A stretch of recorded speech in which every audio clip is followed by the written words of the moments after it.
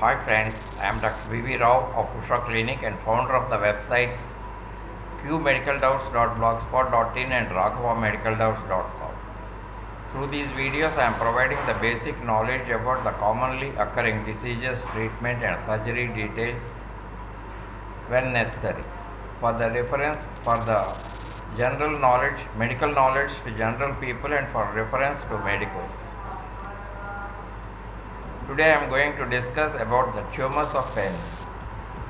Tumors are of different types like papilloma accumulata, carcinoma of penis,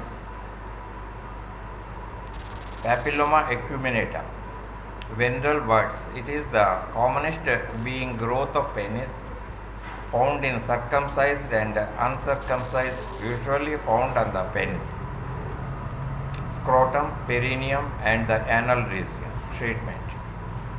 Fulguration of the growth by diathermy. Podophylline. The parts are cleaned well. Unaffected skin is protected by smearing with zinc oxide ointment. A 10 or 20% solution of podophylline is in tincture benzoin is applied with a sterile applicator, and the prepuce is held back for 3 to 5 minutes till the tincture dries up. The patient is asked to wash the part after 30 minutes. Thereafter, he must keep the part clean. The papillomas gradually disappear.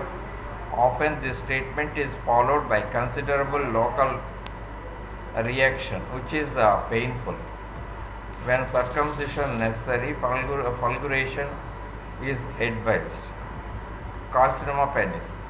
It occurs in men who are not circumcised or lately circumcised. It is favored by chronic melanocystitis, leukoplakia of glands, long-standing penile papillomas, and Paget's disease of penis. Clinical features. It can occur in patients with 40 years below or above with a mild progress. The first symptoms are mild irritation and purulent discharge from the prepuce. Usually these symptoms are neglected. After about a year, there will be blood-stained foul discharge. Pain is absent. Inguinal lymph nodes are enlarged. Half are due to sepsis and the rest are due to secondary deposits. In most cases, the prepuce cannot be retracted, and to view the lesion, the prepuce must be slit. In all cases, biopsy is compulsorily performed. If not treated, whole penis becomes fulgurated and become a foul-smelling mass. Then the inguinal lymph nodes fulgurate through the skin of the groin, and the death relieves the victim by torrential hemorrhage following the erosion of the femoral or external iliac artery. Treatment.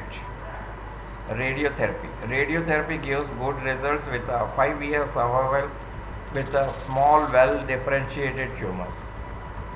Surgery is required for large anaplastic growths. If there is infiltration of the shaft of the penis, if radiotherapy has failed, in case of old people who don't mind for mutilation, as much as the pain to be expected from the extension relation to radiotherapy. Partial amputation. It is used for the distal growth, providing there is at least 2 centimeters of the dependent shaft which is not involved. In case of advanced infiltrating or anaplastic lesions, total amputation must be performed. Types of radiotherapy. Dorsal slit is performed for treatment and nursing. Implantation with a flexible radioactive tantalum vice of a total dose of 6000 or in 5 to 7 days. Medium or high voltage X-rays 5000 to 6000 watt divided doses over 5 weeks. By radium mold applicators worn intermittently or continuously, not exceeding 6000 or in 7 to 10 days. Procedure of partial amputation. Guillotine amputation. A trunquet in the form of a number 6 French rubber catheter is placed around the most proximal portion of penis, being tied once the knot clipped in a homostat. An abdominal pack is placed over the glans penis and with a piece of strong silk tied tightly to the shaft of the penis at the level of the section. A guillotine amputation is then performed and the pack with its contents is dropped into the receptacle.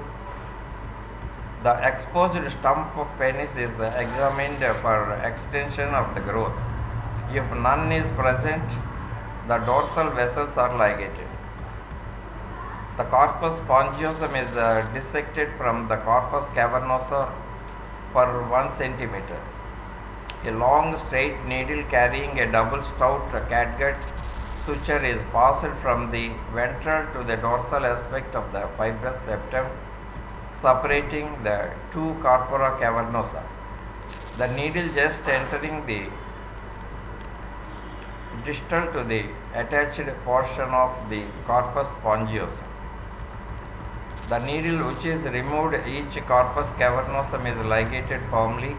The free portion of the urethra and its surrounding corpus spongiosum is divided on the dorsal aspect for nearly 1 centimeter.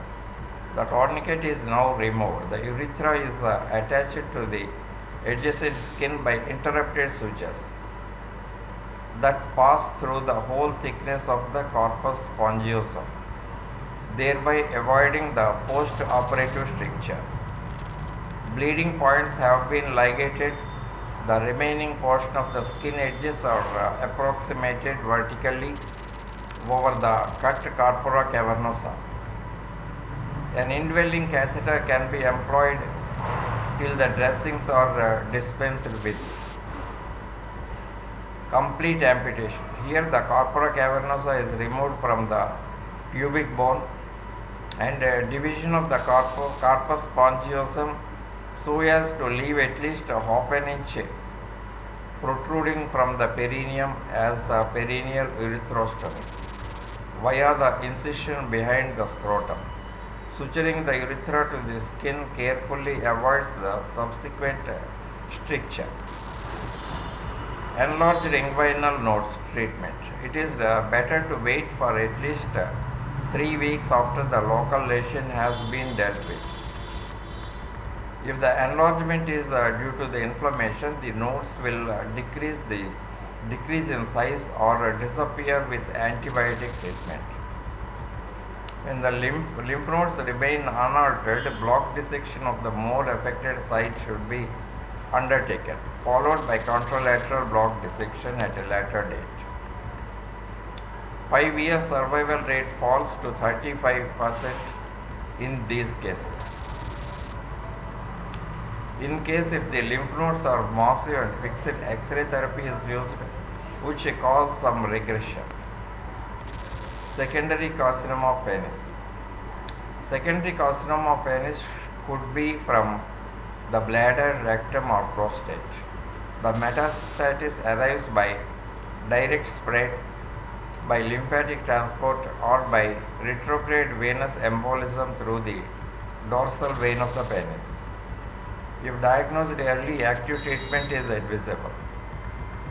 That's all about the neoplasms of penis, and in the next video I will discuss about some other disease. Thank you.